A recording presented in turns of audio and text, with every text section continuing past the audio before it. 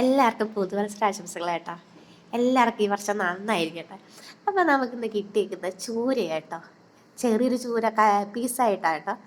അപ്പം അതിലേക്കൂടെ ഒന്ന് ചെറുതായിട്ടൊന്ന് ഒളിഞ്ഞു നോക്കാനൊക്കെ നോക്കിയതാ, പക്ഷെ നടന്നില്ല, കാണാൻ പറ്റുന്നില്ല കേട്ടോ. നന്നായി പിന്നെ മീൻ കട്ട് ചെയ്തെടുത്ത് എന്നെ കൊണ്ട് പറ്റുന്നില്ല കേട്ടോ, കുറേയൊക്കെ പൊടിഞ്ഞൊക്കെ പോയി.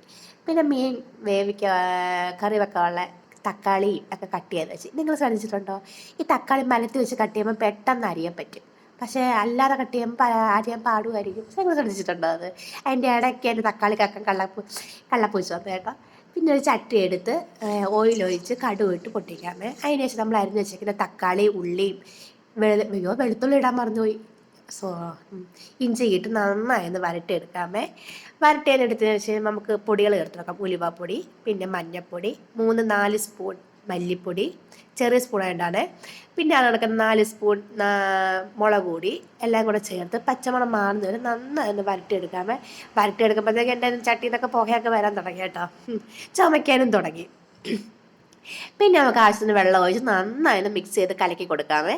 അതിനുശേഷം നമ്മൾ കട്ട് ചെയ്തേക്കുന്ന മീനും പുളി ഇട്ട് കൊടുത്ത്, മീനും ഇട്ട് കൊടുത്ത്, ആവശ്യത്തിന് ഉപ്പും ചേർത്ത് കറിവേപ്പിലയും എണ്ണയും ഒഴിച്ച് നന്നായി പറ്റിച്ചെടുക്കാം കേട്ടോ. നമ്മുടെ കറി റെഡിയായി. ഇന്ന് ഇതിലങ്ങ് ഒതുക്കാന്ന് വെച്ച് വൈകിട്ട് കാപ്പി ഉണ്ടാക്കാന്ന് വെച്ച്, അല്ലാതെ മടിയുണ്ടായിട്ടില്ല.